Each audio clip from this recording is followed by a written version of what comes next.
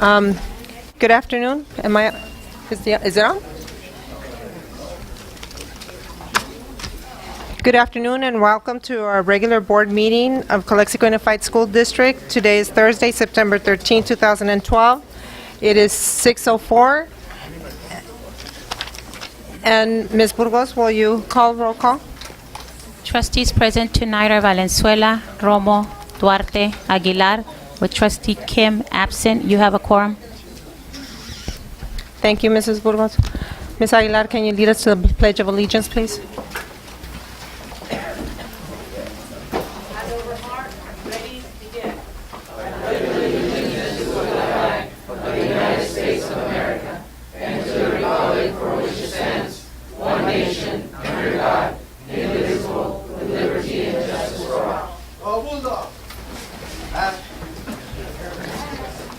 Thank you, Ms. Aguilar and Mr. Quintero.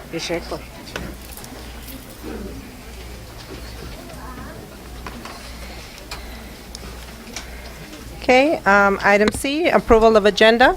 Madam President, I approve the agenda except the item D. I would like to see if after closed session, please.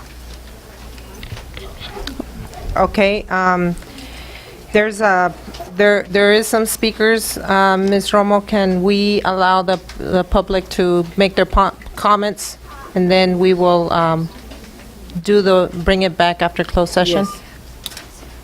I second that. Okay. I have, there was some other wants to table, right? We need to table Ayes. We need to table I-7, I-11, and there's a change in I-12, which is the volleyball trip away, and Mr. Evangelist will speak to that. Do we need to table those item number 12? We just have No? to change it. Change it, okay. I'm sorry. So, Ms. Romo, can you rephrase your motion? Yes. I would like to see the item D for after closed session and table item 7, 11, change 12, and what is the other item? No, That's there's it? a change on 12. Okay. It's not to table. Okay. Mr. Valenzuela, do you second the motion? I second that motion. Okay. I have a first and a second. All in favor of the motion, say aye. Aye. Aye. Aye. Aye. Motion passes 4-0.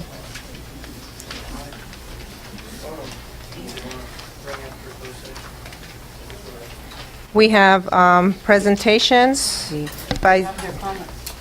No, but comments are on item G. But these are on D1.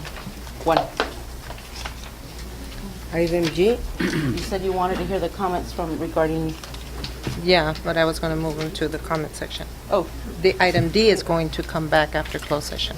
okay, They will remain with all right, I was pulling them. the comments, Okay, okay? so you do want them all together, though? Yes, yes. Moving on to item E, presentations, Xerox presentations by Tim Helm. Tim? Mr. Helm, can you please step to the podium? It doesn't say what item, what, That's all that was given to us.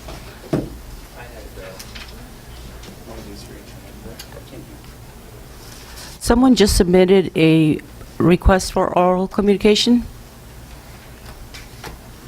I can't understand the writing.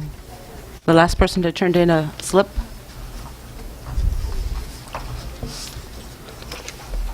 Oh, it's Mr. Alazari. The topic, sir? What item do you item wish number? to speak on? I'm a candidate for And what? candidate. Candidates. Candidate for Okay, so you want to speak on public comments?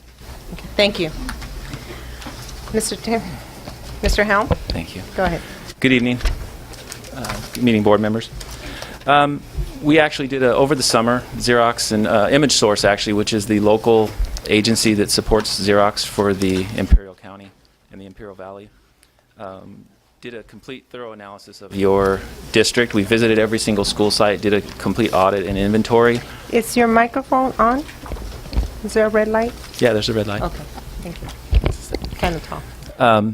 As we finished the analysis, we put together and compiled the analysis into just a short form like this. I have some detailed background, and I believe Mr. Fergali has that if should you require anything additional.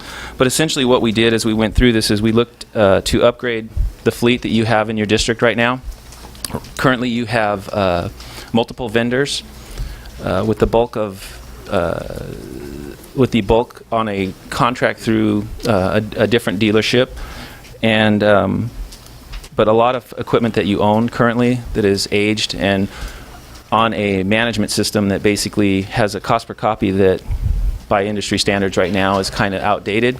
And so what we did is that we looked to upgrade all the equipment throughout the district and right size, where we basically eliminated only 5 pieces of equipment throughout the district but consolidated where we could.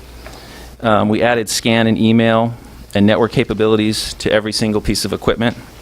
We were able to reduce the cost per copy by 43%, and with no volume commitment. The way you guys are positioned right now, you make a volume commitment every year and you pay for all your impressions up front. The way the program that we offer works is that you would only pay in arrears for the copies that you made during a given time. So it allows for the fluctuations of holidays, school breaks and that sort of thing without having to put the money out up front. So it allows you to do the copies as the year dictates. We would save the district nearly $30,000 over the term without putting out any money whatsoever, and it would pay off over $150,000 in your existing leases that you have right now. The second page, what we offered you is just a list of our personal references, the districts that I personally work with. I'm a regional manager that supports most of Southern California with a focus on what we call the rural territories, which would be Imperial County, Riverside, and San Bernardino, which would include Coachella, the Desert Sands School District, areas of San Bernardino as well, Morongo Unified School District, Banning Unified, Hesperia Unified, places like that. So the list that you have for education references are places that I specifically handle and have been working with for nearly 21 years. The next page is just a quick graph that shows how we reduce the cost of ownership on your equipment, as well as the cost per copy from a current of about nearly 9/10 of a cent to under a half a cent a page. And as I said, it would be no volume commitment, so you'd only make copies or pay for the copies that you make at any given month or quarter.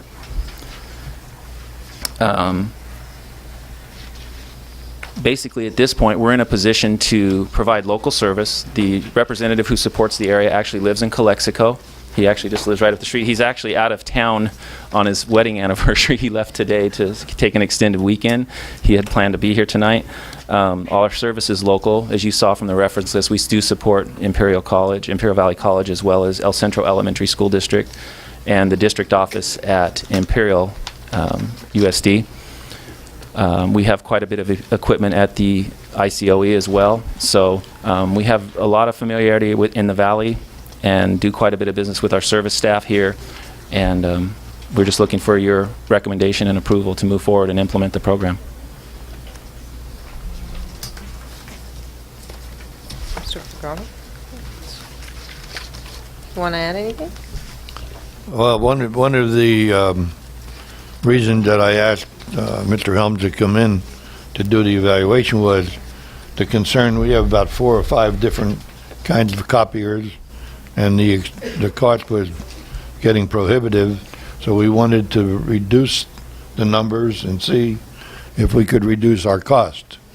By his numbers and what we've seen with the background work, we would be saving a considerable amount of money. Have our own, if I understood the conversation, we would have our own technician to work with all of our equipment locally. You would have what we call a district focus technician. His focus would be to start the day and end the day at your district. We are in the process, and I hope I'm not speaking out of context here, of doing a similar evaluation on your print management strategy that you guys have throughout the district. We've done some preliminary numbers on that, and there's an additional approximate right now. Like I said, we haven't finalized anything, and I have to come back to present, but we're talking about another $28,000 in a year in cost savings there. But with the addition of potentially more equipment in another print management strategy, we could look at having a district-focused technician that he would only be focused on your district. Right now, you would split with a district focus here, but between here and the college. When you went around to look at our Xerox or copiers, what was it that you found the most useless, or that we have an abundance of? And was it just the regular printers, or? Yeah, you have a ton of printers. Yeah, you have situations where part of the reason we need to get together, it's just been because of the summer and startup of school and calendars.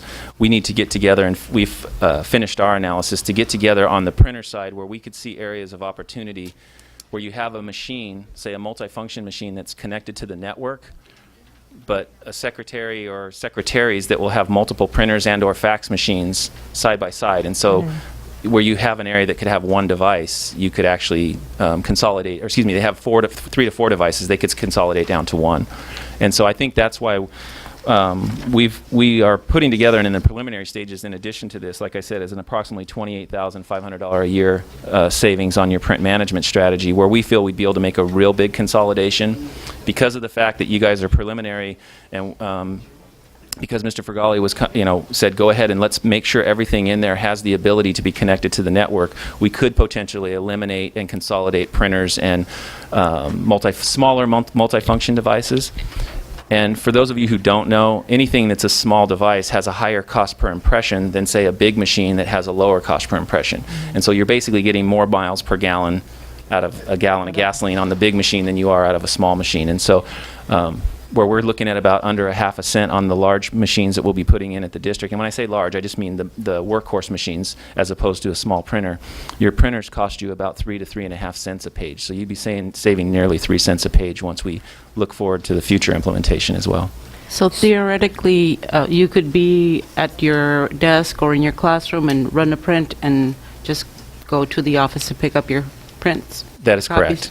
Correct. Teachers would have the ability to do that, as well as if down the road in the future they wanted the ability to print from a mobile device, they could do that. They have the ability through apps on, say, an iPad or any type of a tablet to do like a mobile print where they can print directly to the device using their mobile technology. So.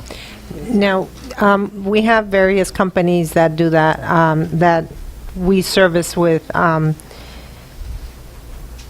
Would this mean that we have to give them up and you are the sole company that we would have here, or? We are one of the vendors that you do business with right now as well. At this point, we are looking at a district-wide solution so that it would standardize you. However, there are a few, I believe there are 4 to 6 machines that are in a fairly new lease that the volumes are such that it just didn't make financial sense to replace those.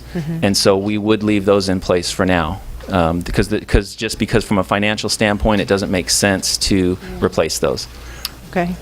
Would you explain Xerox's position where you would help us pay off some of the older leases? Correct. Yes, what we do is incorporated into this, we will issue a check to you in the amount of $153,000, and that will go directly towards the replacement of the current machines that are on lease, which you still have several machines that you own and that are aged, and part of the difficulty I think that the district will face down the road is the ability to replace those without putting out any type of expenditures. And so in this case, what we were able to do is issue the check to pay off that amount should we move forward, and replace not only the machines that are aging. Most of those machines are higher volume machines that the sites are using, and so even they have millions of impressions on them at this point. And so what we're going to do is pay those off for you and then replace the entire fleet, with the exception of maybe 5 to 6 where we found areas of opportunity that we just see them as obsolete at this point or redundant. Okay. Board members, any more questions for Mr. Helm? Thank you. I know there's no action today, but we will give direction to superintendent as to, We'll bring it We'll bring at it the back. next board meeting. yeah, as Okay. an action item. Perfect. Thank you very much. Thank you for the opportunity. Any place we can save a penny is Amen. a penny.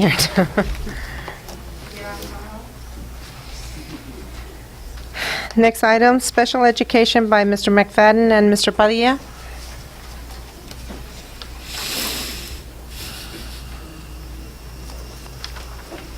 Again, if there is anybody that needs translation services, please be advised that there are headphones outside. Si alguien ocupa servicios de traducción, hay audífonos afuera. ¿Hay alguien que ocupa servicio de traducción?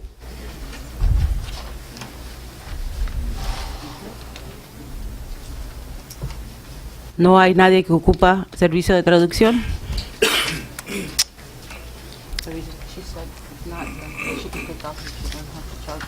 Oh, good. Mr. Fagali, you don't need translation? No. Okay. We're Mr. ready? McFadden, go ahead. Okay. Hey, thank you so much. I appreciate the opportunity to come and speak regarding our TIERS program, which is the new regionalized SCC program that we're hoping to get off very soon. Mr. Lucio Padilla did a presentation at the last board meeting, and it appeared that we just didn't have enough information out. So we did a couple things. Part of your the board packet that went to you, we made sure that we provided some additional information, and then Lucy and I got together, put together this presentation to kind of cover more of the specific details of how it came about, the funding component, and what the class is designed for. And if you have any questions, please ask us. But basically next please. In terms of the SELPA, and this is the agency that oversees all the special education within the county. For the past 30 years, we've had conversations and discussions regarding a need for this type of program. And I've been a member of the SELPA Executive Board and Operations for about that duration of time. Really what has prevented us from moving forward had been the barriers that I have listed. And basically, probably the three largest barriers. Number one, really not knowing how many students, whether within a district or valley-wide, that we would have for the program. The second part was really not having a specific program design to be able to implement. And the other piece is really guaranteed funding. It's a very expensive program to run and to operate. And so probably every 5 years we'd have the conversation. Every 5 years districts would come up with alternatives and options of dealing with the students. There's been changes, so we can go to the next. Really, in terms of the barriers that have been lifted, unfortunately, the number of students that we have that are identified as emotionally behavioral disordered has increased significantly. It's increased significantly within our district and valley-wide. So we're probably looking right now, not necessarily for this particular program, but probably 45 to 50 students throughout the valley that has this very unique classification. Other districts, including ourselves, had conversations and discussions regarding the program. Part of it, we do have 2 districts that are transporting students out of Imperial County to other programs, and they do this on a daily basis. These are students that would be the age of this program and we believe would benefit from the program. So the actual and true cost to districts are beginning to materialize, and so there's more interest valley-wide to find a local regionalized type of program. And I think most importantly, in 2009, the TIERS program basically was developed, published, and began to be implemented. And the 2 authors, one is Diana Browning Wright, who's the foremost expert on behavior, threat assessments, risk management, etc. She and Dr. Cook got together and basically developed a scripted program, research-based program, to work effectively with students who are emotionally and behaviorally disordered. A part of the agreement with our district or any LEA accepting it is that we will have direct access with Dr. Wright and with Dr. Cook. And so Diana has been here in the Valley for a number of years. This just happens to be one additional project that she would be interested in. And so In terms of the support for the program, much different than in the past. Go to the next one. And then also we have the ability to work with the Institute for Effective Education in San Diego, again at the same level. Part of the other, some of the questions that came up is what is it that we need for the program? And one, it has to do with appropriate space. Now, when some of the other districts were considering the program, they were able to provide a space, but it wasn't appropriate space. So we're looking at elementary age students. The districts that were available would have had or would have been able to make space available on a junior high campus. But that kind of defeats the purpose of the program. If they're elementary age students, we want them on elementary campus. And if they're going to be going back to their district, so we need to kind of work with within those parameters. So, you know, that was the part. The second issue with some of the other districts had to do with just the integration. Some of the school sites did not, they were okay with the program being on site, but they didn't necessarily want the students, you know, integrated within a general education classroom. The intent is not to have the students integrated on day one, but the intent is, as we go through the program, as they start to do better, really the intent is to get them back to their home districts as soon as we can. And part of that is going to be, you know, our responsibility to make sure that they function well within a classroom. And so, you know, the other districts, they just weren't very comfortable with that. So we can go to the next one. And the other piece, really, the SELPA board made a financial commitment. And the commitment was to fully fund this program at this point in time. In the future, so on an annual basis, we go back. If costs begin to increase, it goes back to the SELPA board for action and reallocation of funding. The other component is, and it's part of the buy-in from all of the superintendents in the districts, we have a teacher, 2 instructional aides, and a part-time psychologist that's assigned specifically for this program. If a student requires additional aid above and beyond what we have, this is a responsibility for the sending district, not for us, but for the district. Now, we're still working on the parameters, so the 2 issues. Do we have enough individuals that we have trained locally that would be able to have as the behavior aides? And so then the district would contract out with us for that. And so we're still working on that. We're taking a look at job descriptions right now for the behavior aides. And so we'll have a proposal probably the next board meeting for that. And ultimately for the program as we see it, even though it's going to be housed on one particular school site, it is going to be a benefit to every single school site and to all the students that we have within the district.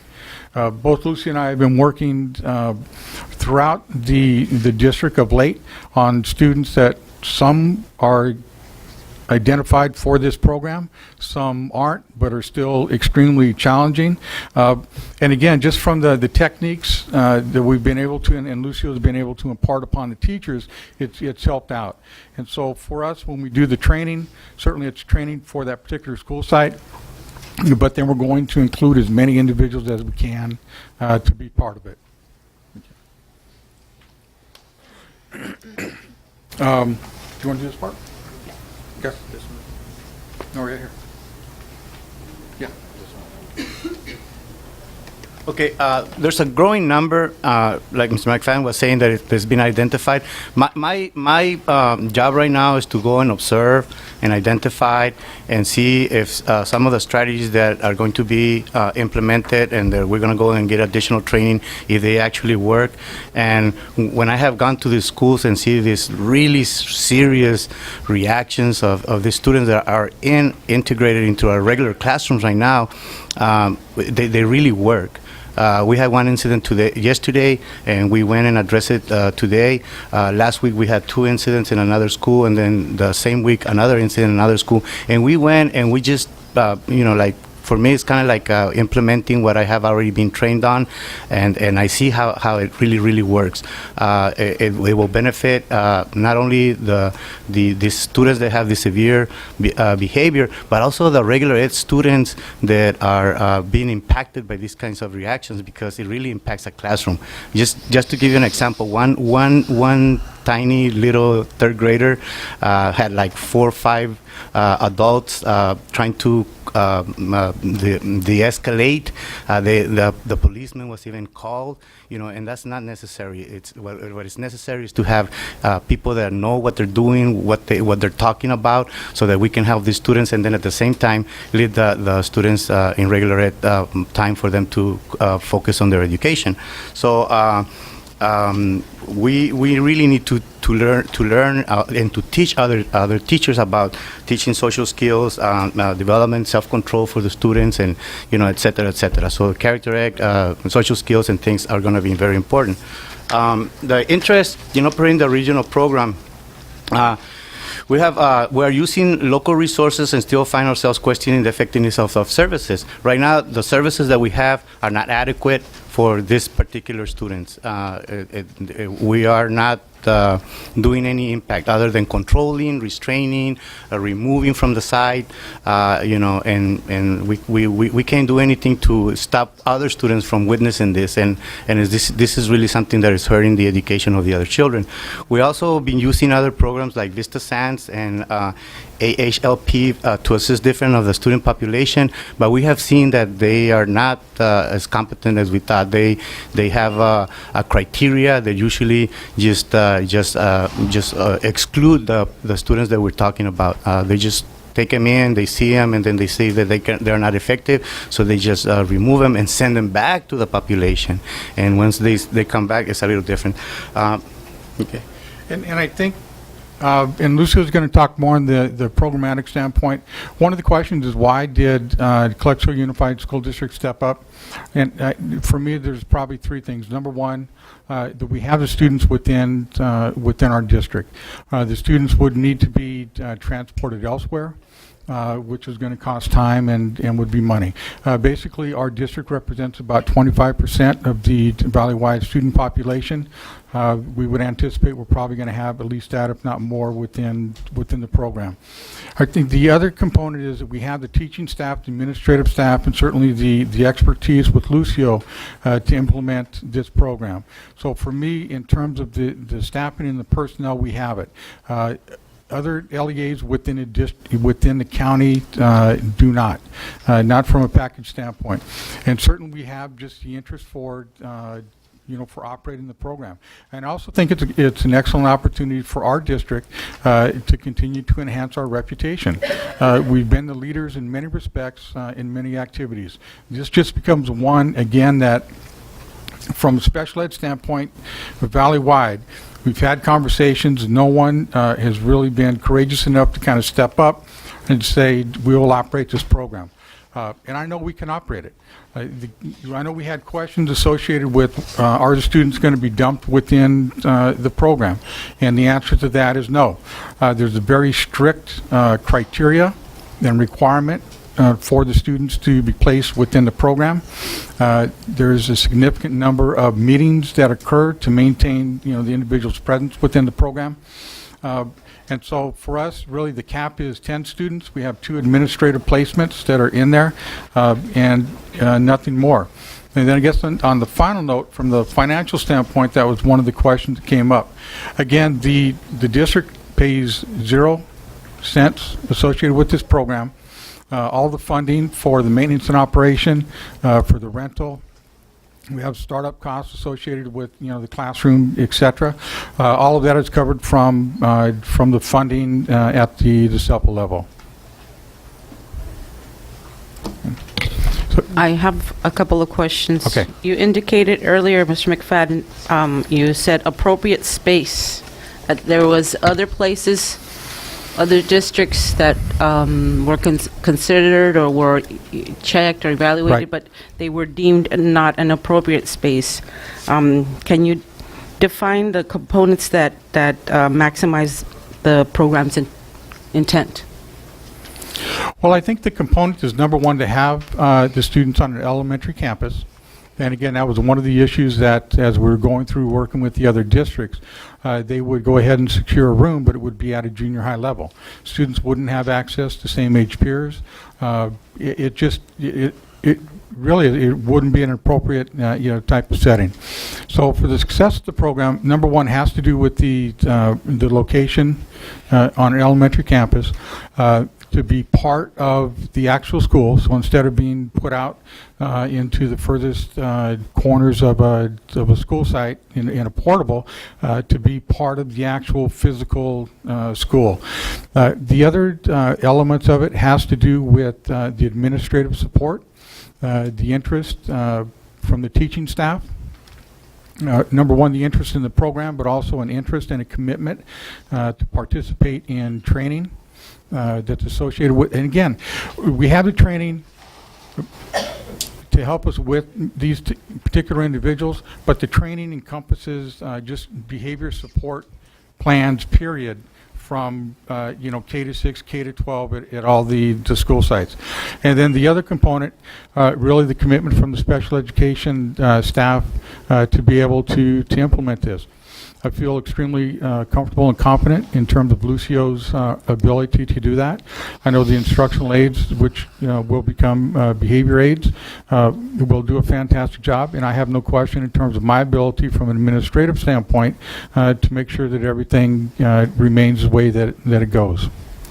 Would you say that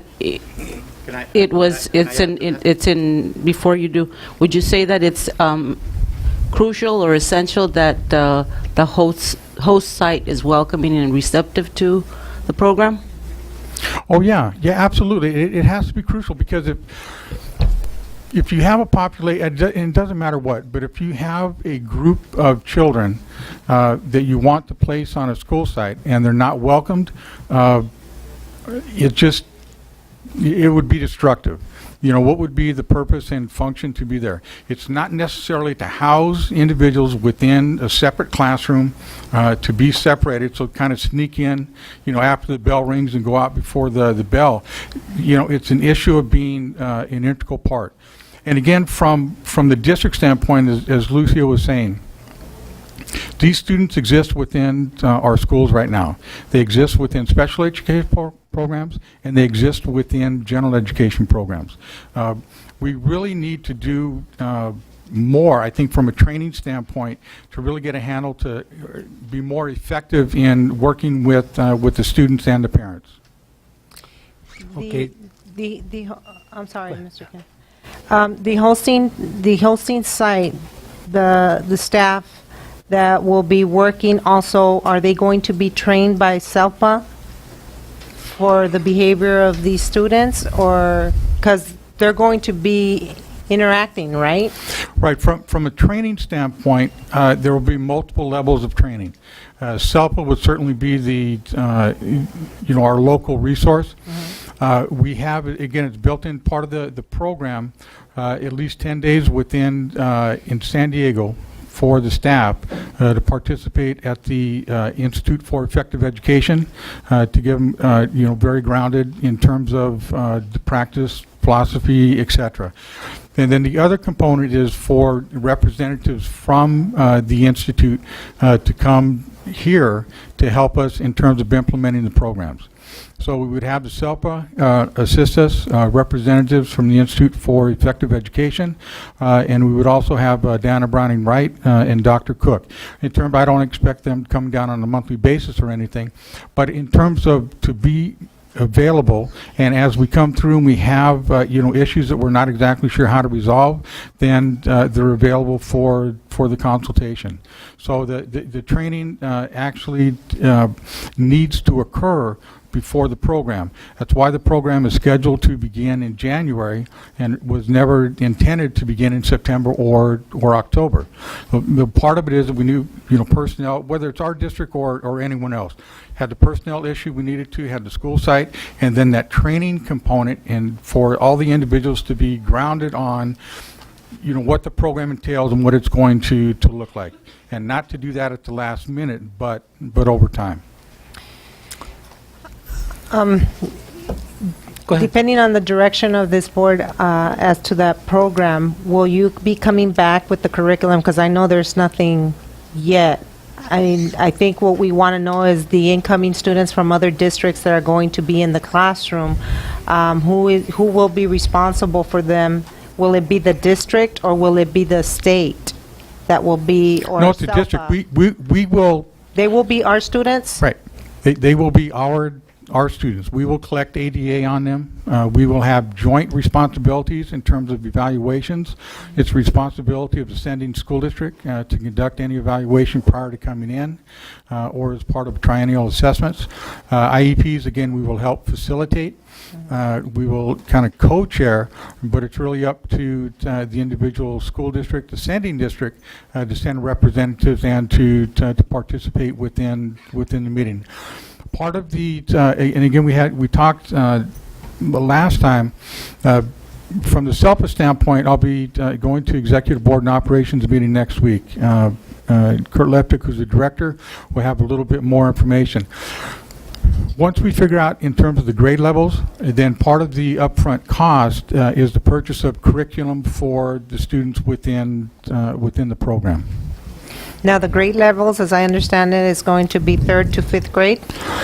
Yeah, at this point in time, that's really what, for me, and my recommendation I had shared with Kurt and the group, I don't think a span beyond 3 years is appropriate. I wouldn't advocate for a first grader being in with the sixth grader student. It's not appropriate. So we're thinking that the 3-year, we want to take a look at the numbers, and from a longitudinal standpoint, if we're able to target, say, the 3rd, 4th, and 5th, then that'll give us, 3 or 4 years working with the student prior to them going to the next level. So that's what we're in discussion. The intent, long-term, is to have this type of program available at the junior high level and at the high school level. So essentially, what we're implementing is going to be a model program. Mr. Kim?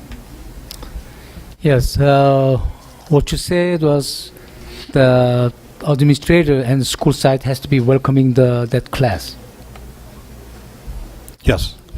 Okay, and also what I understanding, the other district, they're not welcoming to come and hold this program. We are the one who's holding it.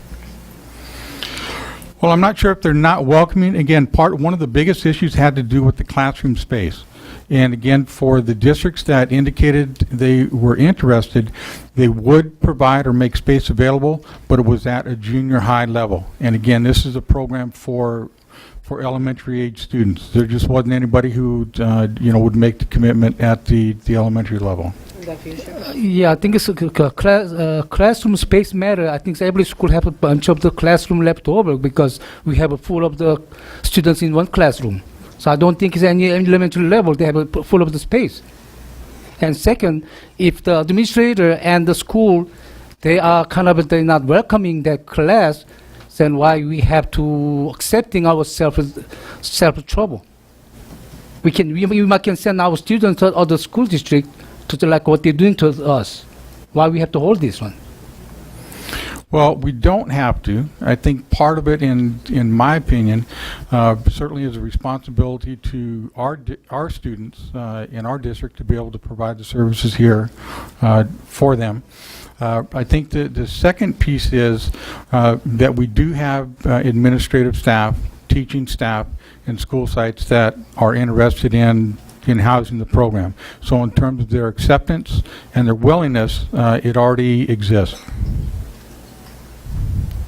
Again, it seemed to me like the way you explained me is not welcoming program for any district, even among our school self. Only one school side they were welcoming this program. That's what is correct.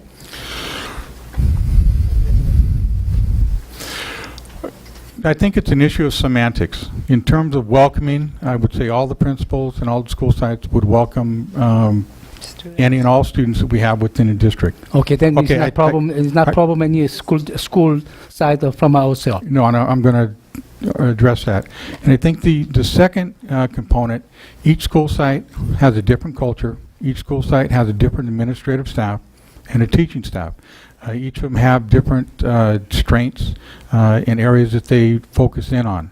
My intent for the program was to put it on a site that essentially would be able to provide the complement for the students and also for staff that is really interested in the training to be able to benefit not only that site, but then again to be able to expand. The other, at least for the original recommendation, it was one of the school sites that did not have a special day class. They had a limited number of special education programs. So when you take a look at all of the other sites, we have multiple programs that exist. And so with the original recommendation is because we don't have or didn't have that level of program at that school site. Mr. McFadden, I don't know if this is a question for you or maybe ACT Union as to what was to happen in place of discipline when a child goes above and beyond the behavior. Because I know in regular situations, regular classrooms, there's been some tension between student and teaching or teacher. How would that, I mean, is that something that you guys are going to look into? I don't know if we need to go to the union and say, do you accept this for the staff? Well, you can, whatever action that you want to take would be appropriate. What I can tell you from the behavior standpoint and from the classroom is that students at this level for this program and the ones that Lucy and I were talking about earlier, they have what is called a behavior support plan. So some individuals have behaviors, but they can be modified, throughout the day. Others need a much more systematic approach to working with the behavior. The behavior support plan and the behavior intervention plan basically set the parameters, so if A happens, then B happens. So if A happens certainly within a classroom, then we would take a look at, okay, we know this, we tried to prevent it, this had occurred, and this becomes the action. So yes, we will have the responsibility to suspend individuals. We have the responsibility and the authority to be able to recommend expulsion. But again, since it's an IEP, that we'd be working very closely with the sending school districts to address that issue. Because if we get to that point, then it's really an indication that the program that we're offering the student may not be the best, and that they indeed may need to be placed in a residential type of setting. Certainly the behavior is a big component, within this program. Any more questions, board members? Can I add to that? For the- The classroom, the way it's going to be implementing the strategies, it's not going to be like for any common incident or any of those outrageous incidents and then send the student to the office right away.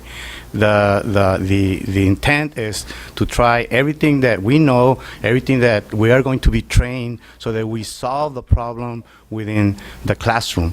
It's not like we're just going to go and dump them to the administrator or to the office or whatever. Also, when we mainstream, we're not going to go and dump the kid when he's not ready. And that's why we're looking for a particular staff, a particular site that it's already express their desire to be able to participate here. Also, in addition, the site that we have selected has many other good things about it that enhances the program. For example, you can say that you have room in all the school sites. Well, not all the school sites are formed the same way. Some school sites are in rows, and that's very difficult to supervise from one space. Other school sites, they don't have the classroom, the actual classroom. A trailer will not be beneficial. There's echoes, the noise of the air conditioner. All of those things come into play when we're dealing with these kinds of behaviors. And so we found this particular school that was recommended before even the teacher was elected because we know that the staff is not only willing and have the desire to to participate, but they have been participating already. They have been implementing character education development before even we started this. The site is a square where we can stand in one corner and supervise all the classrooms from one direction. There's a group of teachers that come into the grade level that we're working on, that we know they are willing and ready, and they have already some experience in dealing with these kinds of behaviors. So we do look into all of those things. As I visited throughout these days, that's one of the things that I've been looking at. It's not that we just say this. We just go to different school sites, we see the different components, and that's why we're comfortable with this one. Okay, thank you. Ms. Aguilar, you have? Mr. McFadden, just one question. You mentioned earlier, sorry, sorry. You mentioned job descriptions for the aides. Can you elaborate on that, please? Well, it's my opinion that the classified positions that we have in the classroom are going to be more than instructional aides. They really are going to be behavioral assistants. And with that comes, I believe, a responsibility for the district to ensure that the individuals are trained.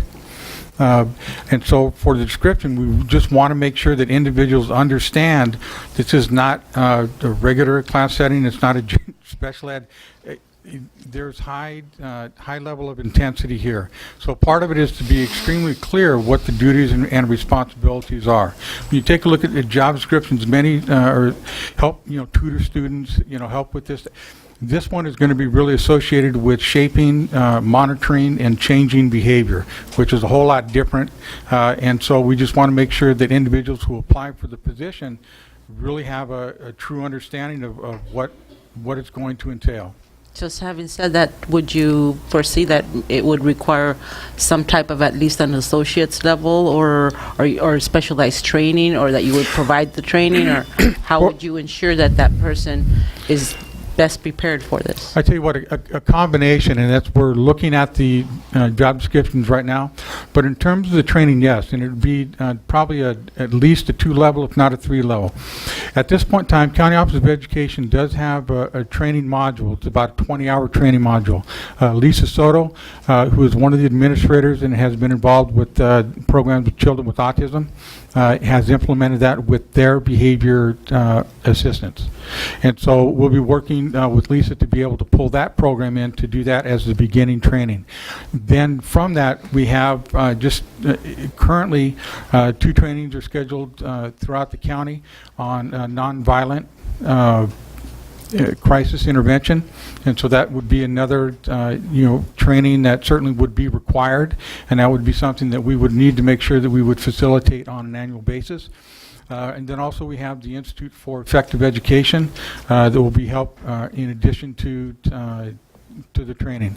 So the intent is, as Lucy was saying, is really to have everybody at the top in terms of their skills and abilities to deal not only with the students within this classroom, but other types of settings. Thank you. One more, since that opened another question. We will be having to create new positions in the district, right? As to job descriptions and a new title, because currently right now we just have special ed instructional assistants. Correct. That title does not cover. I don't think it covers them. We also took a look at instructional aids severely handicapped. That's the second one that we have in special education. But typically that's designed for the medical issues that we have. That's not the right title for the And job. my belief is that this type of position is something that we need for this program, and I think it's something that we're going to need in the future period, whether it be as part of this program or providing support at school sites. Right? It's just, the time has come. Okay, well, you bring us more information Okay. as you progress, right? Okay, yeah. Thank you. Next item, Calexico High School lunchtime by Sergio Pesqueira.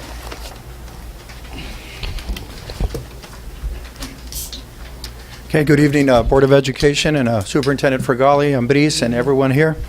I was asked by the board, you asked me to just give you an overview of what's happening at Calexico High School during our lunchtime. We have approximately 2,150 students at Calexico High School, and I'm talking about the main campus, 10th through 12th grade. As we know, it's an open campus. Lunchtime starts, the end of fourth period ends at 12:18. Lunchtime technically starts at 12:23. Then there's a tardy bell at 1:08. Students are back in class at 1:14. So we have them out there for a good 55 minutes before they're back in class, 56. What are we offering? We have the gymnasium open about 20 minutes into the lunch hour. So students, we do want them to go out there and have lunch. Then we open the Garner Gym so students could be in cooler weather, and there's students out there playing basketball and volleyball and so on. I wish we had the personnel to open our library. We just don't have access. Students don't have access to our library, not even in the morning before school starts, as well as during lunch, and that's something that I would ask for your support. You know, most schools, at least at most of the junior highs, will open the library at 7:30, giving kids about a good 30 minutes, 35 minutes. In our library at the high school, I wish I could tell you there's a lot of circulation of textbooks, but that's not it. We do have a lab in there. Students do access the lab. They do research. They're finishing papers. And then there's a lot of tables for them to do their homework or review and so on and study. But we need access to it. Students need access to that before school as well as during the lunch hour. Our cafeteria, well, it's open, and I can tell you that at 12:18, when I'm out there supervising the lunch line, no more than 10 to 15 minutes, those kids are all in and out. Most kids will eat out there in the Ramada area. There's only about 120-something occupancy in our little small cafeteria. But understanding that we do have Belcher Avenue that's closed down, where we have about 3 or 4 of those lunch carts, wagons out there, that there's a big number of students out there. I'm going to show you, I'm going to go up to that map because I don't want to use a pointer from here. In reference to our campus security and what are some of our challenges within open campus. Okay, we have our, obviously we have our cafeteria here. I'm usually right here, right on the north side of the cafeteria with, we have a new aide inside the cafeteria, we have another new aide right at the door. I'm right here focusing with the line. At this time we have 3 proctors during the lunch hour. We have 5 proctors that work for Calexico High School. 2 of them being full-time, 3 of them being part-time. The part-timers, I do have 2 in the morning. And I know I was talking to Mr. Fergali, and hopefully I really need more help during the lunch hour until and up to the after-school hours. So I can probably live with 3 proctors in the morning, but I really want more proctors from the lunch hour on. So at this time, with what we have 3 proctors during the lunch hour. I want to have a proctor up here in front of the school at all times, due to the fact that we have this entrance, what we call Circle Drive, in front of the main office, that's open, accessible for parents to come in. We do have the student parking lot open during lunchtime because students are leaving and they're coming back. We do have the faculty parking lot that's open during lunchtime because of staff coming in and out, and obviously also the fire lane. There's 4 principals, including myself. There's 3 vice principals and myself. I have Mr. Miramon, who is still in the classroom but does assist with us during the lunch hour. We went ahead and established a boundary line that we put into play today. Right here, on room 26 of the main office, all the way down, which means it's a boundary line that students don't have access to going through the north side of the campus during lunchtime.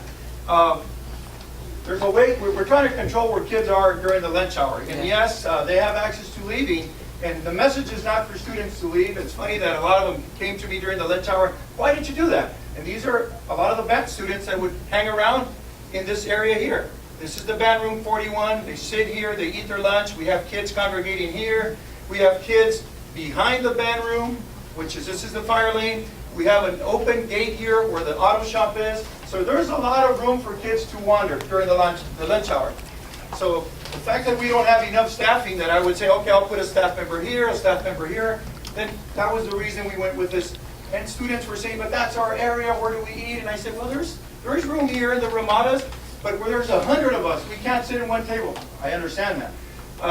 Let's work on this. I don't let them eat in the cafeteria, but once they eat, they can go in there, sit in the bleachers, and have conversations. I know every Friday ASB is out there with music to keep them entertained, and there's events that are happening on Fridays.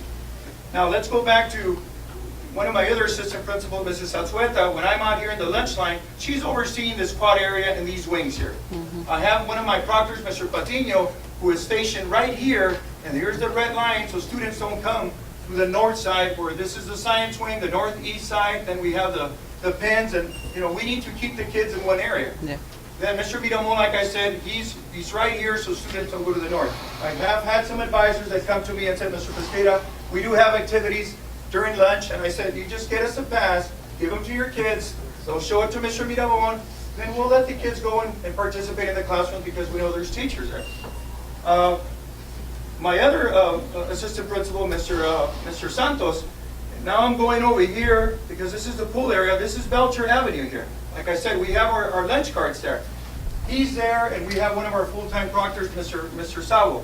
Now, we needing to understand that proctors need to cover only the outside perimeter of the school.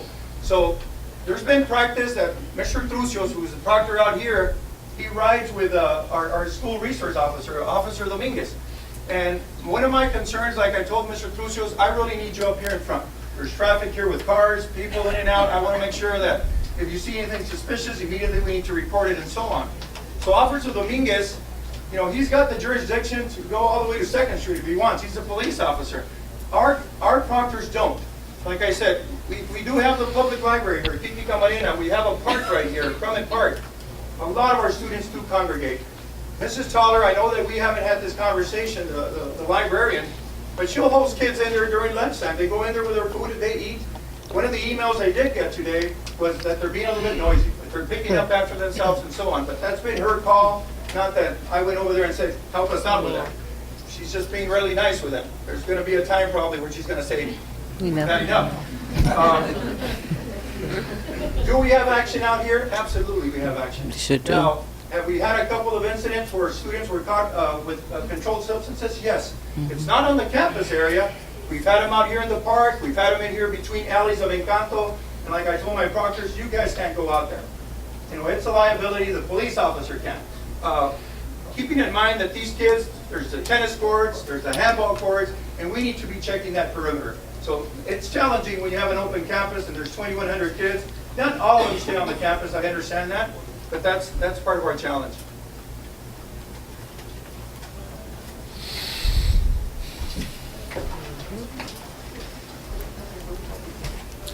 I did talk to, I got a hold of Jamie Chu. She's overseeing the Parks and Recreation, and I asked her, Jamie, we need some new NAIDs that have experience with generating intramural sports with kids and forming and keeping these kids entertained and doing something there on campus instead of just wandering out in the streets.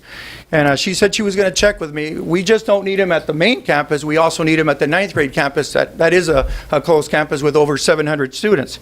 So she's going to work with me on that one. That's basically what I have to present to you today. Do you guys have any questions for me? I do share your concerns, Sergio, in terms of that cart. There's been times that where I've seen the cart on Blair and even as far as Heber Avenue. So I agree with you. The campus security carts? Yeah. Yes. If anybody should be out there on the street patrol, they should probably be the resource officer And that's alone. that's exactly and what I not addressed with him, right. Because I recall from when I worked for this district, we did not then, and we do not have now an MOU with the police department in terms of to what distance we are allowed to be Correct. going off campus. Correct. Any other question, comment? Yeah, I think I follow with COVID that I heard several cases happening outside of the school boundary, and they have issues. Then the proctor can't do anything. So we supposed to have each school they have to have, or by the school district wide, and they have to have an MOU with the police department. So how we have to be able to handle those cases. If not, we're going to be still reliable on those cases. And the other one is you're talking at lunchtime. I've been there lunchtime several times. One thing I saw lunch gets a little better than the last year, and about 2 years ago there was worse than this time. So I believe getting progress, but our lunch is not enough to keep the students in the classroom. And I was mentioning when one of the parents said, I'd rather have my son go proper meal at the street, not in the school. So when we fail to provide the decent food, don't ever mention or think about it. It's my opinion, personal opinion. It shouldn't be brought up to the closest campus. We have to be enough quality and quantity of food for the kid to be able to hold them there. And then I was there, and then salad gone fast, and the last kid is eating the salad. They can't eat anymore. And some boys pick up the milk and the chips, and then he's going. And then I said, why you only taking this one? There is no salad.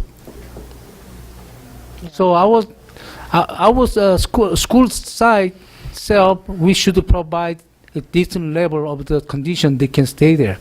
And when I was visiting, I was talking with you about the lunchtime, some special program. It probably takes about 30 minutes, or they can learn everything, whatever they can do. And those kind of things is a good idea. But high school kid, when they go to the Deanja, it takes a while and they eat. I think it's impossible. There has to be high school students, has to be in the high school campus. And also, yesterday I was there the nighttime at the cafeteria. There's no light. The outside is no light, and what's it called the Pavona cheerleaders, they're practicing without the light. They're going to be they're going to be causing a lot of a chance to have an accident there. So when we let the public come to our school site, there we supposed to be maintain enough light for the safety. Where was it that there was no light, Mr. Kim?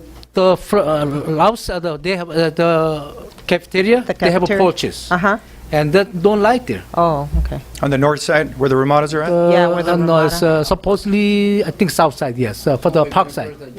Okay. Yeah. Okay, And west side. even yesterday, I believe there's some function, a lot of parents coming and go, and there's dark. Yeah, And I don't know how they can practice the Pavona cheerleader. That we should be able to handle those kind of things too. Yeah, we have one custodian at nighttime, and I think what I'll direct him tomorrow is to go and check all the lighting out there, so we can do some work orders, and because we have back to school night coming pretty soon on the 26th. So yeah, I did share that with your comment about the food, that it's a lot better to Mr. Caballero. So and in reference to the salads, they do have a food manager in there that. I'm sure that they're seeing that salads are popular, so let's start increasing them, and it's day by day. And I think that this time I might have to thank you to Mr. Fogliali. Our football team, they lost lunch. Snack at 3:30. I was sending the email to the Mr. Fogliali because the school stopped the neighborhood house to bring the food, and the kid before they go to the game and they couldn't do anything. And I believe Mr. Fogliali managed the fund to provide the food for the football team. And I don't know exactly what I believe it's supposed to be a calorical fund, isn't it? Not categorically, from the food. From the food? From the food service. Okay, now, is that extended to, I believe it has a last of what's called the band kids, band and other sports, they are leaving from the school. Can we extend that on to the other sport team and the I think we band? could probably provide a box lunch would probably be best. Yes. I will talk to Mr. Caballero. Please. I have a question. How many students did you say you have at the ANSA, the ANSA campus? At the 9th grade campus? Yes, sir. Over 700. I'll say Over 720, if not more. 720. So it's a lot easier to Well, I'm going to say... have closed campus with 720 students as opposed to 2,150 students, right? Well, And the only reason I'm making this comment, Mr. Pesqueira, is that I visited the high school yesterday. I was walking the campus with Mr. Pesqueira, and I did spend his lunch break with him. I walked with him, and I do agree that we need to help the high school with at least the library, open the library during lunch. there's really, after lunch, there's really nothing else to do for the students. And they did open the gym. I went in there. He did have Mrs. Sasueta overseeing and an aide inside the gym. But I think we need to have more activities for the students during lunch. I've got a question, Mr. Pesqueira. You mentioned that we have an SRO, Mr. Dominguez. Correct. So my second part of the question is, the other SRO, where is that other SRO at that time? He's dealing with all the elementary schools. During lunch During lunch? or all day? He's scheduled for basically the junior highs and all day. He's with them. He circulates with all the schools. Okay, so if he circulates, he's being called for different places. He's not assigned to one place, right? No. He's And- based. and he's they're based at the ninth high grade- school, yeah, right? At the ninth grade campus. At the ninth grade That's campus? his base. Right. Okay. So the reason I'm asking is because I did take a look at the SRO contract, and there is a little clause that says other duties as assigned, as needed, and so forth. So if there is a need, and if you prioritize that SRO, that SRO is needed more circulate. to circulate during, having the SROs helping patrol both The both perimeters around the high school, yeah. both I agree. perimeters around the high school as well as the The ninth grade campus. ninth grade campus.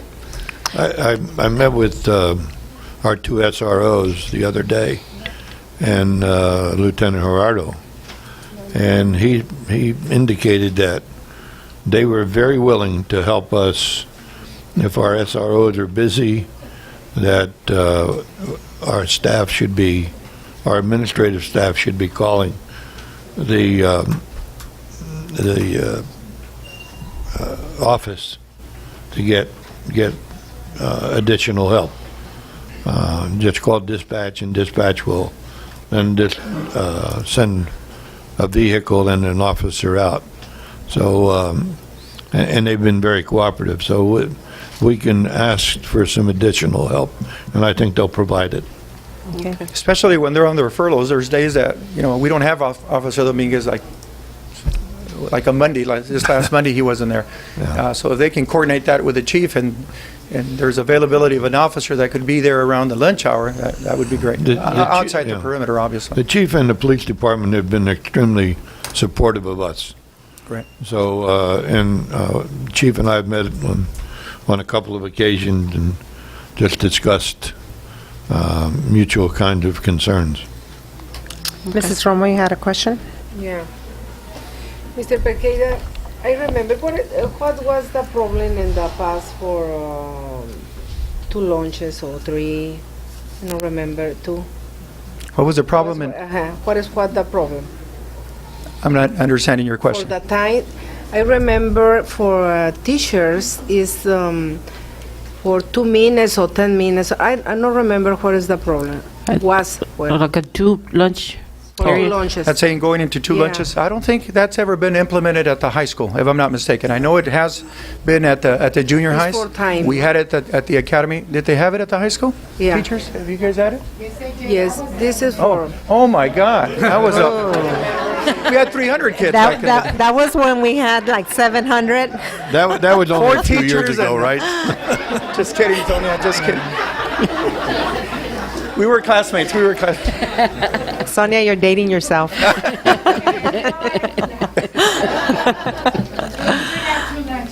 Okay. Yeah. Okay.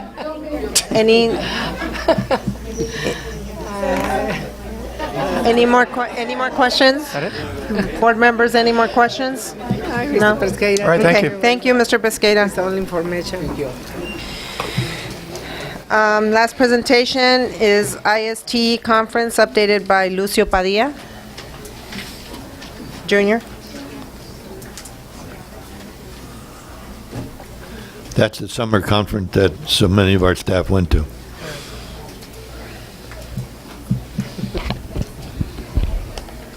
Good evening, board members, board president, board members, superintendent, and staff. Behalf of all the participants to ISTE, the International Society for Technology and Education. We want to thank you for the opportunity to have attended. We were treated to internationally known authors such as Sir Kay Robinson, Dr. Yang Zhao, and Mr. Alan November. And I know you've read many of the positive comments from teachers already, so my purpose here tonight is to provide a brief presentation on some of the things that have occurred since ISTE. And to my knowledge, some of the things that have already occurred since ISTE. At our site, our participating teachers have had the opportunity to train the rest of our staff, and I'll go briefly through that list. We had Ms. Esquer, Ms. Santana, and Ms. Rocamora provided training on iPads apps focused on vocabulary and math. Ms. Teran made a presentation on Google Forms and how to create your Google form to a tiny URL. We had Ms. Chaitis present on Google Earth. We had Ms. Gamboa present on QR codes. I presented on a training I took on Photoshop and my plans to teach that to a group of students. My presentation that I attended on 21st century skills. Also very interesting. 3 years ago, I had an interest in acquiring a program to facilitate administrative tasks, which I was not able to acquire because it cost $6,000. I learned how to do it for free, my own custom program, so very, very excited and happy about that. Ms. Hurtado and Ms. Montaño presented on Edmodo. And Edmodo is a protected social network environment designed for education and designed to foster collaboration. We had already piloted that last year at a small scale. They provided training for the whole staff, and it's been very exciting because Edmodo has been one of those real cool programs in technology that I think is very powerful, and I've seen it expand across the district. Some examples, I know Mr. Eliseo Cerros has created an Edmodo account titled CUSD Technology Resources. I know right now there's at least 20 Calexico staff members on it, and I got to thank Eliseo. He does a great job of every time he finds something that's real nice, real cool to share, he sends that out to everyone, and everybody receives it via Edmodo, and people can make comments. I know, talking to Mr. Gonzalez earlier today, I know that they began implementation on Edmodo at Enrique Camarena this year, and I know that he expressed how excited he was about some other technology projects beyond Edmodo for this year. I had the opportunity to speak to Mr. Arguelles, Fernando Arguelles, and I know Mr. Nunez are looking at a program called Mouse Savers and beginning implementation at Cesar Chavez that I'm keeping an eye on and seeing how their success with that program. And really, the sentiment across the teachers that went, in my opinion, has been that they were really blown away with the power of technology and what it can do to enhance instruction. Some of the comments that I heard was, you know what, I can't believe you can do all of this. I can't believe you can teach and provide such a rich teaching experience for students, and they weren't even aware of some of the things that are out there that even existed. And I think the sentiment across the district is that they're anxious to acquire an experience and increase access of technology for themselves and for their students, and they're ready to test out some of those skills that they learned at the conference. That's good. Okay. Thank you. So we did read a lot of those comments. They were great. And it was a good experience, and hopefully we can bring that technology into the classroom. Has your staff been able to go to the other sites and teach the other teachers that didn't attend? I know they haven't had an opportunity to go to the other sites, but I would be willing myself, especially in the area of iPads, I'd be willing to provide trainings for other members at other sites once they begin to acquire equipment. And I'm sure some of the members would be willing to, if not all, would be willing to provide trainings for other staff members. And I know for sure they'd be more than willing to share. I think Edmodo can be, again, a real powerful tool for that. But I feel very confident in fluent with the iPad, and I'd be more than willing to be available to provide trainings for other staffs. And I have good contacts to Alan Phillips came and did a training for my staff, and I could have done it, but Alan just does. I mean, he came and did it for free, and I mean, he just does an awesome job. I mean, he's great. Okay, maybe put it for or consider hosting or doing a conference by those people who are participating, some of those people you've identified that they presented at that conference. Have them present for our district, maybe hosting, we could host an internal conference, so that more of our teachers can be exposed where they can do, not only get a presentation, but do the hands-on. And a real key component of that, and I think it's wonderful, the real key component is increasing that access to technology, because a lot of the feeling was, you know what, this is great, I love it, but you know, I can't do it if I don't have it. And so definitely I wouldn't recommend anybody acquiring it if there's not going to be the support and the training behind it.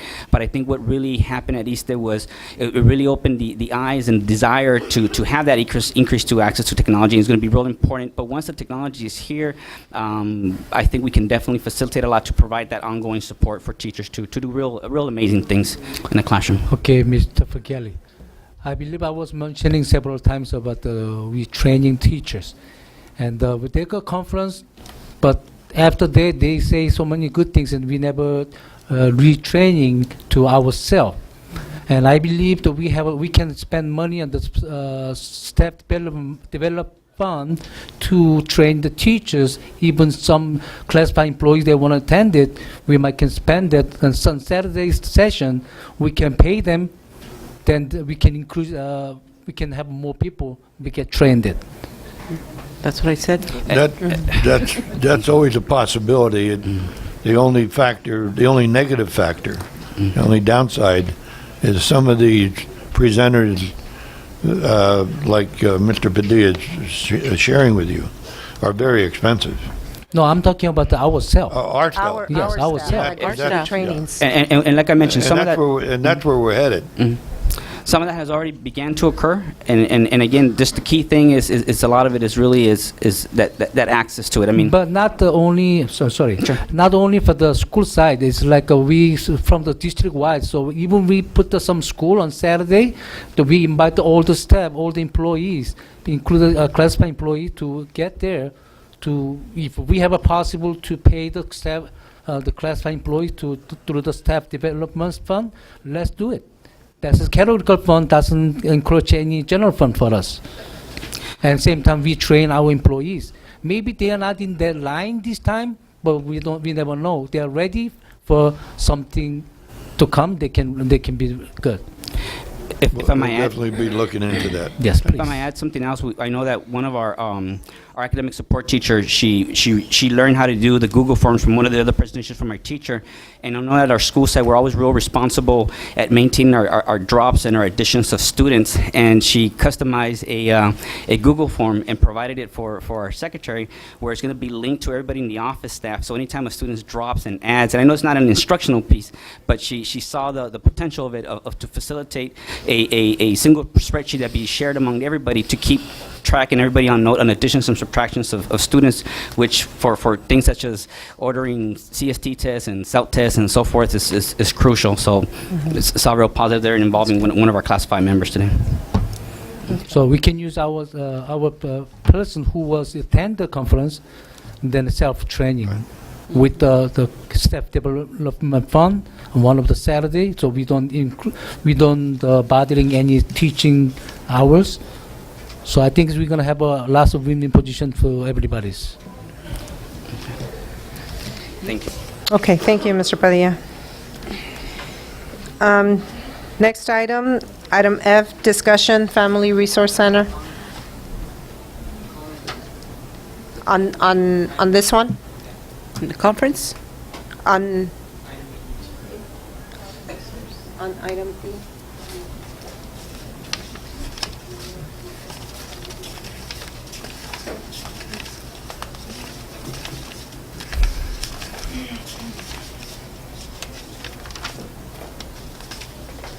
Okay, Mr. Ordonez.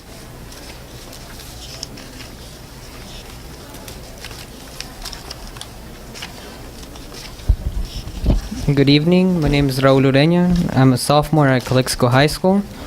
And I came here to comment today on the lunchtime at Calexico High School. I'd like to piggyback on Mr. Pesqueira's position that the library is never open. Usually I want to get my work done. I like to get ahead, but there's never a cool, quiet place to get my work done.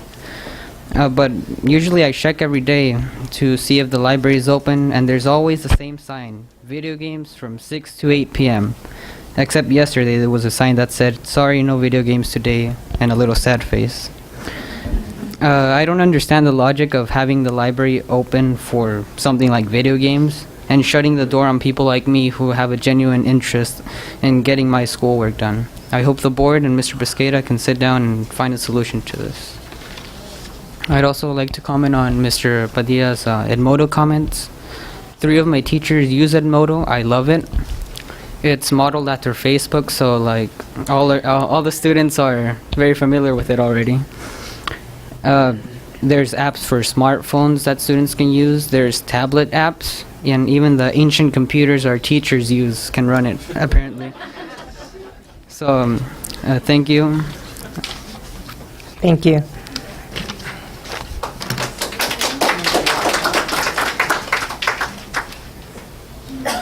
Okay, discussion on Family Resource Center.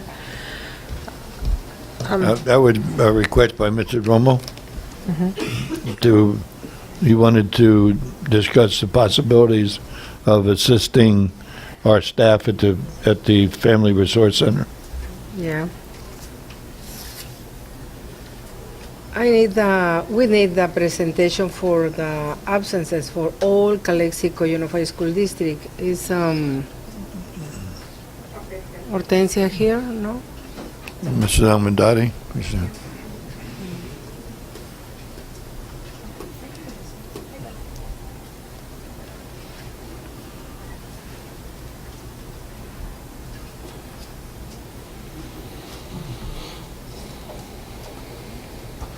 Hello, good evening. Good evening. For the absences for all Calexico Unified School District for the last 2 years or 2 years. I've submitted all the data to Mr. Fergali. What was it, maybe a week, 2 weeks ago? But Yeah. I'm more than willing, last time I was here, I said that I'm more than willing to do a presentation on what our attendance looks like for the last 2-3 years. Just tell me what you want and I'll do it. Is possible one presentation for the last 5 years for Calexico Unified School District for all the schools? In the next meeting? For the next, 5 years? For the last we 5 years? we can work on that, yes. Yeah? Okay. Maybe include 5 years, but incorporate 5 years, but like 3 years on. Access, more I specific have. access. I have access to 3 years or 2 years on I Synergy received only or for 2 Genesis. Yeah. But I could sit down with someone, I don't know who Yeah. here would be able to help me. Probably they'll be able to help me just with percentages.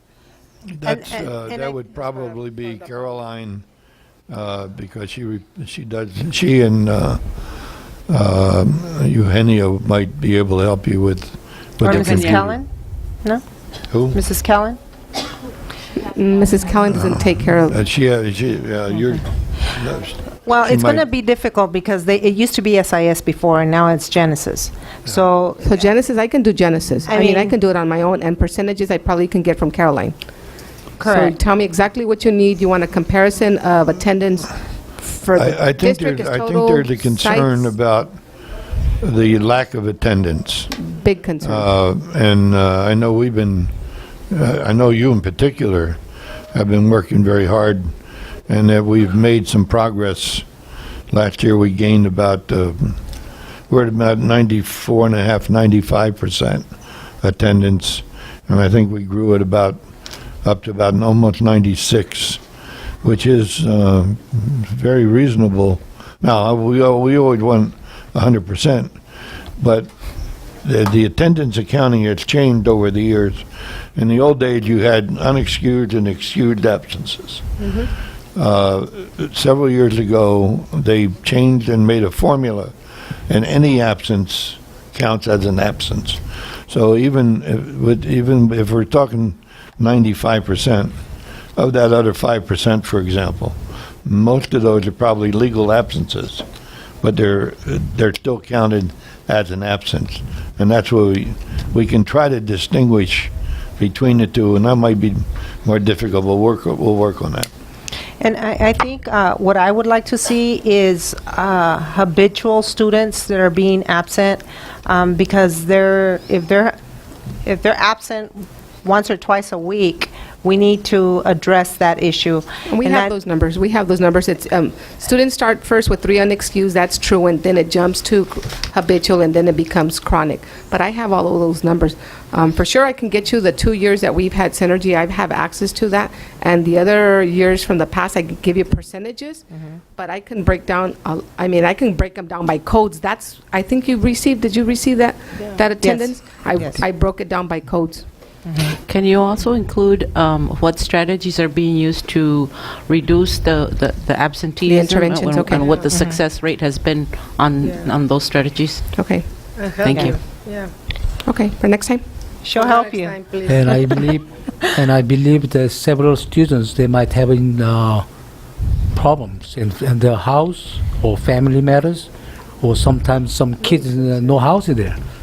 There's a lot of problems that our students So go I through. think we need to have also how many portion Beautiful. we have that, and try to find out what kind of the reaction we or support them to be able to keep their study come to school. Okay.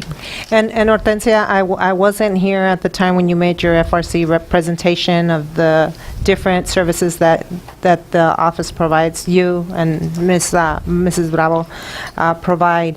But as I went back online The to recording, listen that's to what it, because I wanted to see what you had said, and I listened.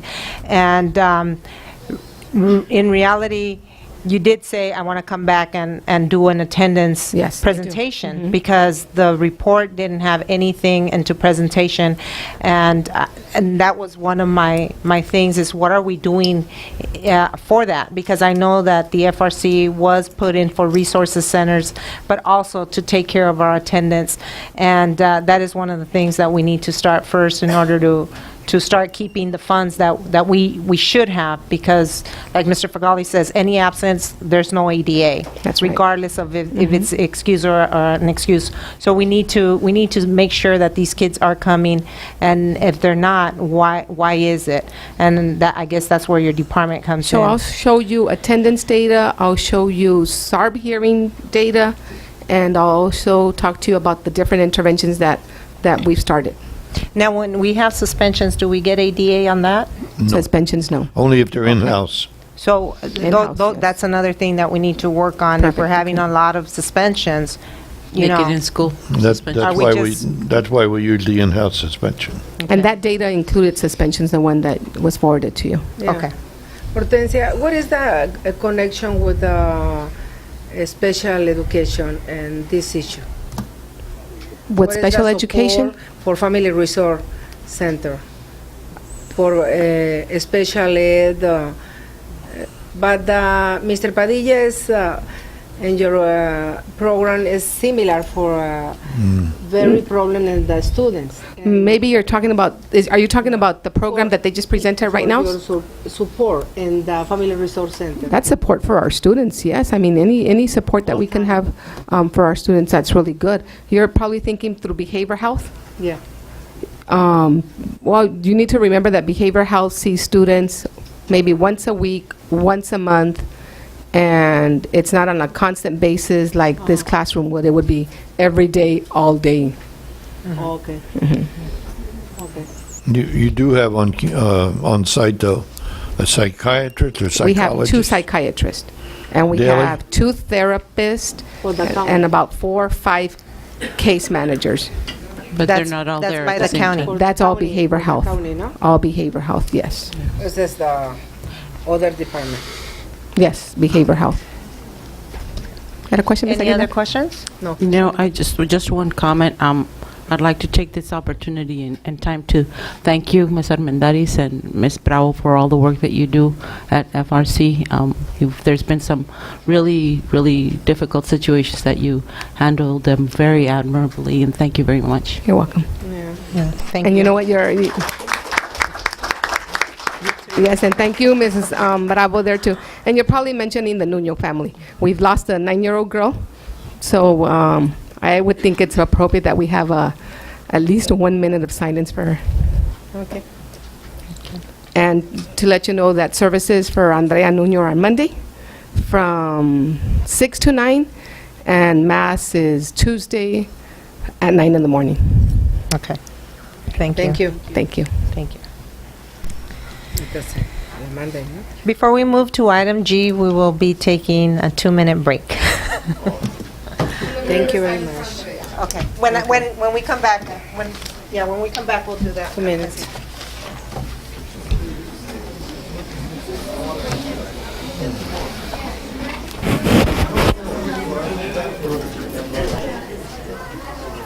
The boys are being fed okay? They're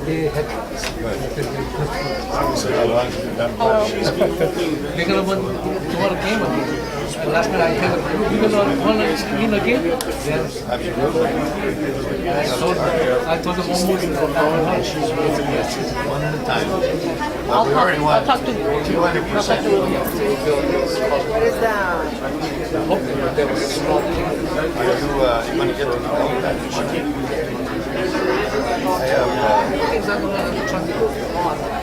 I have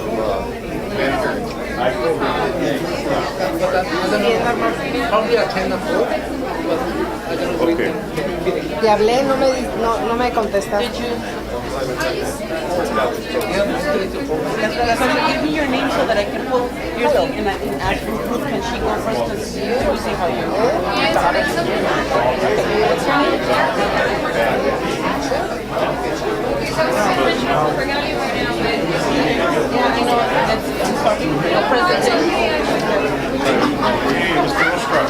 How are you? See, I was in San Diego with Bob Filner, Congressman Filner. I want you to help me with Mr. Azhari raise money for his campaign. We want to say we printed tickets for carne asada on the 28th. Yeah, $25. Just to help him for the campaign this time. Te dejé un mensaje. Yes. Please. No me acordaba el día que estaban I mean, it's going to be carne asada and drink and, stuff. Whatever. Yeah. You guys can. I can drink. Yeah, but we need to raise the money for him so we can start the site. Look at this, things that is going. We need to do something to the district. 28. Friday. ¿Ya le creció el pelo? ¿Qué?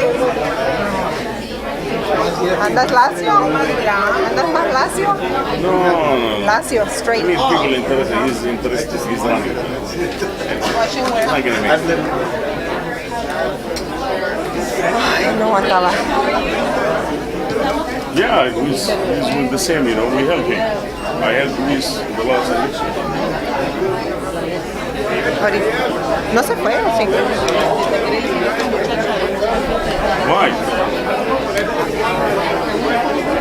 Yeah. We're waiting. We're gonna do these first, right? Yeah. I'll just put her Yeah. first. Erica. I'll put you next. Okay. Yeah.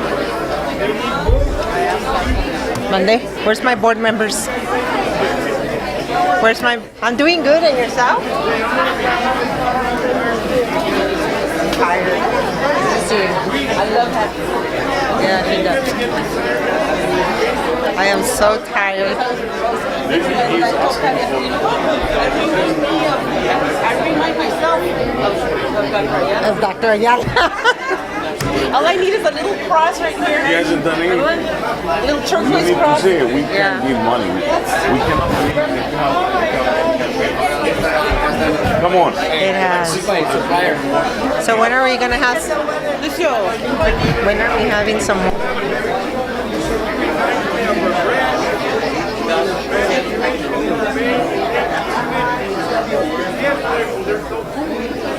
Yeah, but I mean, the district is struggling for money, and you ask him for money. And he's 75. What does he need more money for? I don't understand. Maybe they need milk. Stupid. Yeah, too greedy. Dame algo.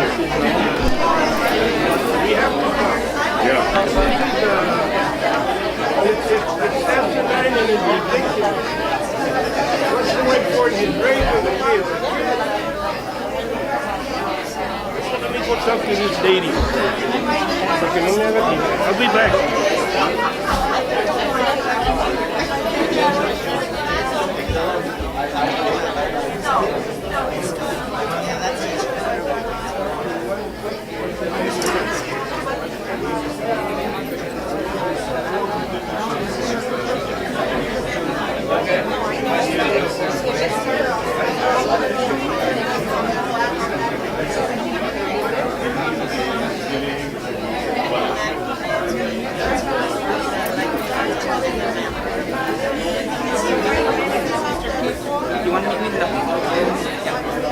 ¿Ah?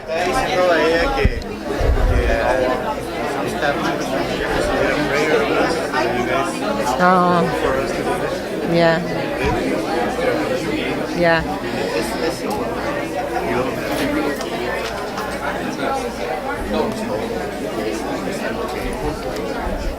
Board members, can you have your seats, please?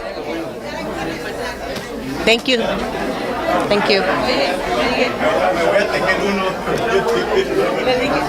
¿Cómo se llama la niña?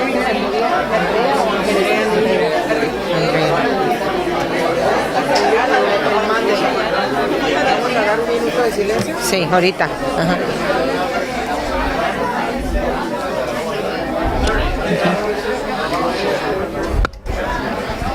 Okay, we will resume our board meeting.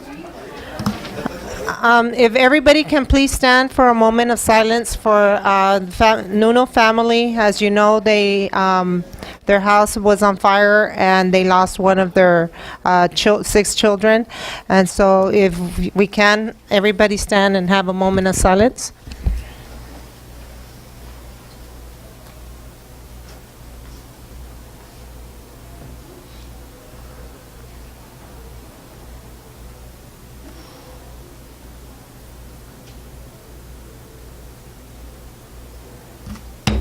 Thank you.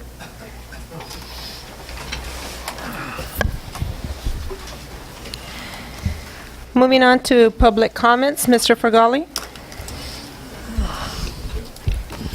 All persons are encouraged to attend and participate in meetings of the Calexico Unified School District Board of Trustees.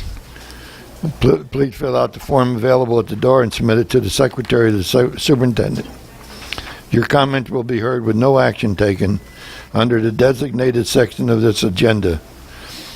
Public comments will be limited to 10 minutes total, and each board member will limit his or her comments to 3 minutes. For the record, state your name, title, whom you represent, and the agenda item you are addressing. You are not allowed to make personal attacks on individuals or make comments which are slanderous or which may invade an individual's personal privacy. The district will not respond to your comments at this time. Your questions, concerns, and/or input will be referred to the appropriate department. Thank you, Mr. Fergali. First speaker, Erica Martin. Hello, I'm Erica Martin, and I'm here representing Kennedy Gardens, kind of like the kinder section. The reason why I'm here is because the main one is the playground. The kindergartens have 3 swings for over 100 kids. They have a seesaw, and they have a balance beam. Oh, and a little monument thingy where they climb. Well, the swings, I can't use them most of the time because there's mud. There's dirt, and the watering interferes with the play area because when I guess they overwater it, or I don't know, but it's always muddy, so they can't use it. The slope where there's like the blacktop or whatever, it's very old. It's like, if you've seen the abandoned parking lot across Kennedy Gardens, that's the area where our kids play. Used to add a little bit of gravel. Yesterday, or the day before, a little girl fell. They had to actually take out little rocks off her hand This is a safety hazard. I mean, you have over 100 kids playing in that area. There's nothing for them to do. So what's going to happen? I mean, we need this fixed. The other thing I needed to address was we got a new principal. My daughter was out sick for one day. The next week, there's a new principal. Up to now, I don't know the name. She did not she was not introduced to us, and I'm not blaming a specific person. I'm just saying, you know, the lack of communication. I mentioned to Mr. Fergali about this, that I am a parent that likes to be informed, especially about my daughter's school. Like, for example, today she goes, "Mommy, they told me the shirt I'm wearing is not a uniform." She was wearing a shirt that it's, you know, those that look like it has a vest, like if, you know, it's a button blouse, and it looks like it has a vest on top, but in reality it's all attached. It's attached. Well, she was told it was not a uniform thing. Well, it has a white color, it has the buttons, and it has a white part on the bottom. The little vest section, it was pink, and it had Hello Kitty on it. Big deal. If I put a polo shirt on her and I put a vest, it looks exactly the same. But she's not going to be cooking in 100-degree weather. So, and the other thing was, okay, the principal came in, introduced herself to the kids. But then she told the kids about the uniform, that they cannot be wearing blue shirts, that they can. So I have my nephew there that he's very sensitive. He didn't want to go to school. He was scared. And he kept on thinking that, they kept on thinking that they did something wrong. And like she just told me right now, she felt like they hurt her feelings. These are kindergarteners. They're elementary kids that you're talking to. If you have something to address it to the parents, please. Send me a notice. I'll read everything. I'm very active. Please do not address it to my child. And you're right. Thank you. Thank you. Mr. Fergali, can you look into that, please? I'm sorry? Can you look into that? Can you look Thank into you. that? Okay, Yes. Oh, Ms. Martin. Yes. What I heard about Kennedy Garden Day had a fundraising in the last couple of years about the playground. Where is the money? I don't know. Good question. I know, but I don't have proof. So you don't have proof? Next speaker, Mrs. Bravo. Thank you.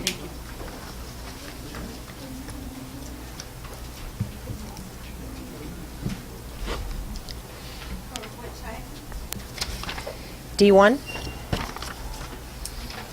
Do you want to address all of them at once, or? No. Okay. Good evening. Maria Bravo, CSCA Chapter Number 399 President. Today, action number, actually, I don't know if it's a resolution or item. Can't read. Okay, D1, the superintendent's proposal on the contract agreement. It's not a popular choice, but it's here before you tonight, and more than likely you will take a vote. All I can say is that CSCA has had a good working relationship with Mr. Fergali.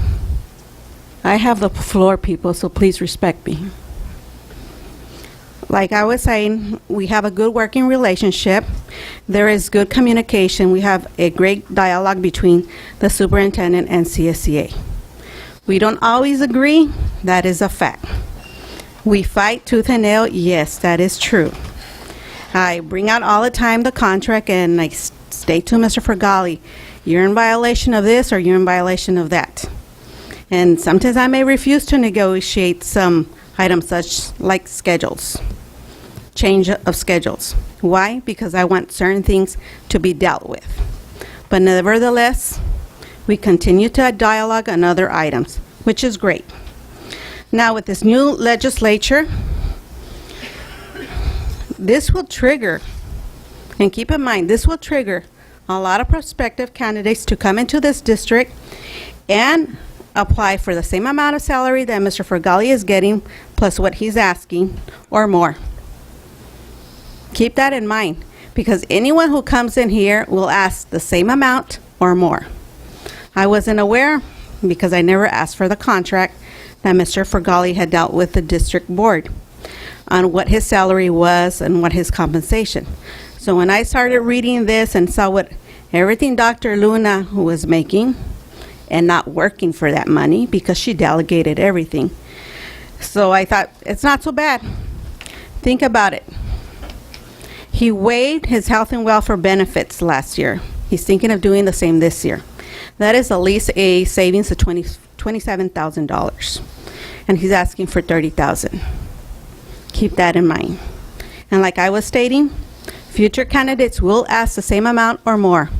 And with this new legislature that is in effect, more than likely a new superintendent will ask about $220,000 to $250,000. Why? Because the districts can no longer afford to hire a retired administrator. Keep that in mind. Thank you. Thank you. Next speaker, Ashley Reitzma.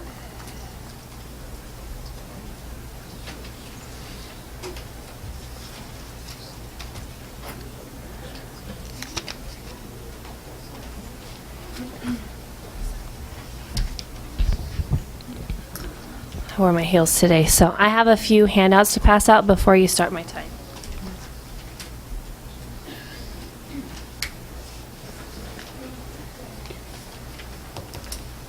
What?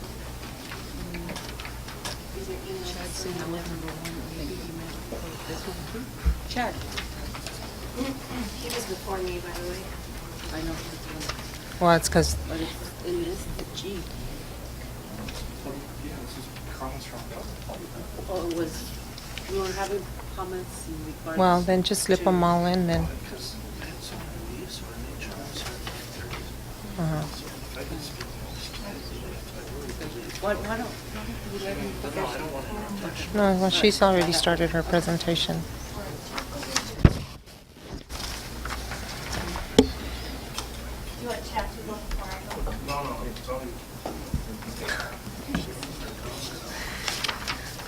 Just so you know, Mr. Duarte yesterday said I could, quote, tell you all, the board, whatever I wanted to. So I may go a bit over time, because he said I could. But I do have two incidents to tell you about as a parent. My name is Ashley Reitzma.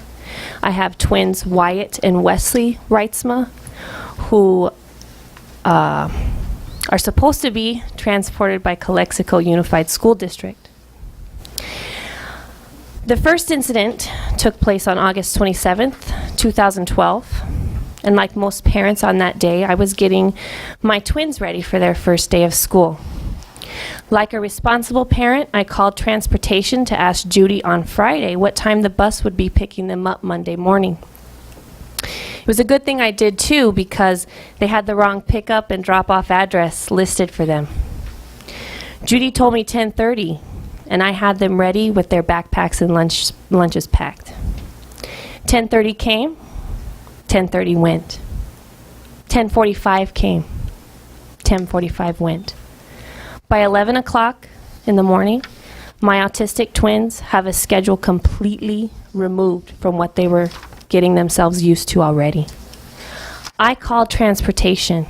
A gentleman, and I use the term loosely, answered the phone. He told me, "Oh, I'm sorry. We're not transporting to IVCEC today." I said, "Excuse me?"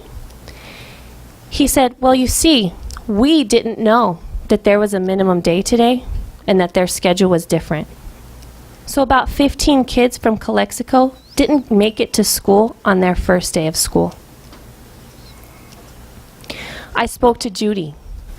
Judy claims that she never received an email from IVCEC stating there was a minimum day. I will include a copy of the schedule and email that was sent to Judy the week before school was to start. I spoke to Mr. Duarte, who used an excuse of, "Oh, this is new to us, Ms. Reitzma."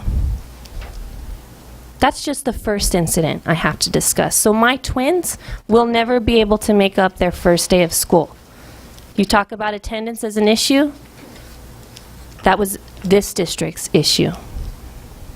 The second incident I need to discuss with you took place Tuesday of this week. 3 p.m. I get a call from my kid's father, who never calls me ever, unless it's an emergency. He says El Centro Transportation just called him because Calexico's bus driver refuses to transport my sons from school. Like I said, I'm going to take some time. Ms. Rice, I'm going to give you 2 minutes because we have a lot of speakers tonight. Okay, no, more I'm just letting you know that I'm building a case against you for discrimination. And that is fine. You take it to the proper channels, but right now I'm giving you 2 minutes. You are the first proper channel before that is. So as I was saying, before I could even get off the phone with him, the teacher calls me. And board members, I will tell you, my twins were in the main office, and I could hear them on the phone screaming and crying. The bus driver told the kid's teacher that he refuses to transport my sons because they were to be with their dad that day. Even though I explicitly told him Tuesday to pick my kids up and drop them off, and I will see you tomorrow, which would be Wednesday. Before I could get off the phone with the teacher, Mr. Duarte decides to call me. And he says, "Where are your kids supposed to be?" By this time, I have heard both of my kids screaming upset in the office. I have a confused teacher. And I have autistic twins who, again, have their routine thrown off. At this point, I tell Mr. Duarte he had better get my kids on that bus and home safely. To which he responds, he doesn't respond, "I'm sorry that we made the mistake, Mrs. Reitzma. I am sorry that our bus driver had a miscommunication." He tells me, "Don't talk to me that way." I don't care how he feels about me as a person or as a teacher.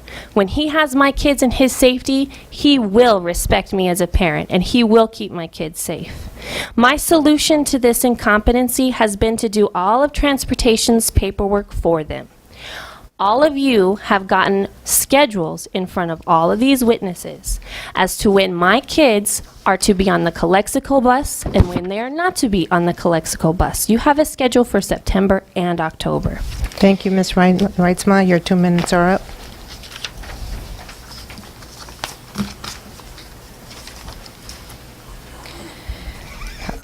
Mr. Chad Cooper?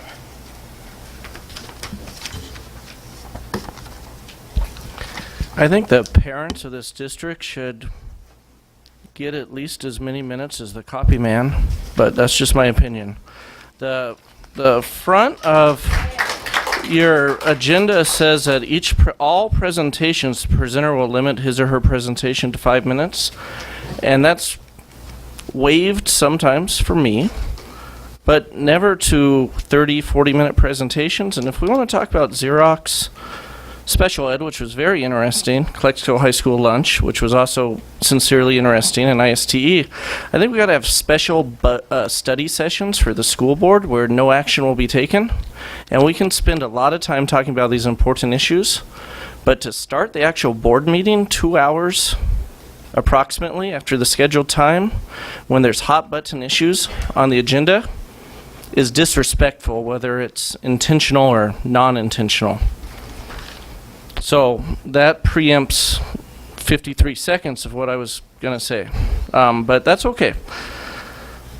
There's still classes of 40 plus at the elementary and secondary levels. I want everyone to know that.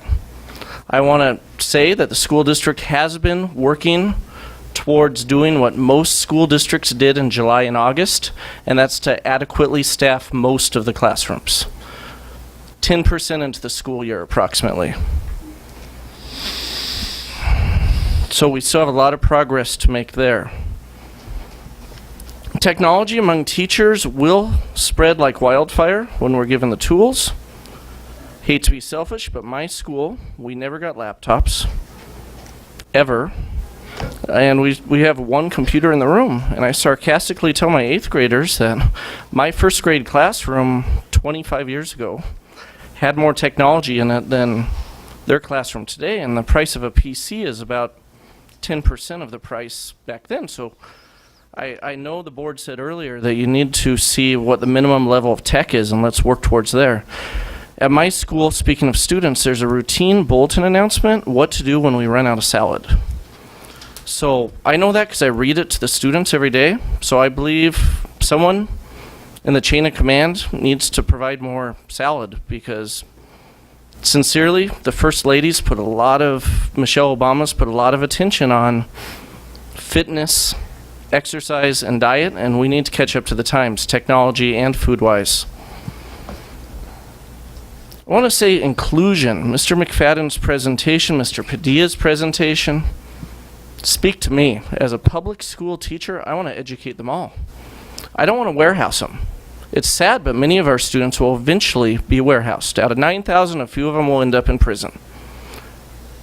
Right now, we need to try to stop that. When you fill up our classrooms to the brim, it doesn't allow us to include special education students in a meaningful way. I like having special education students in my class, and I believe it's important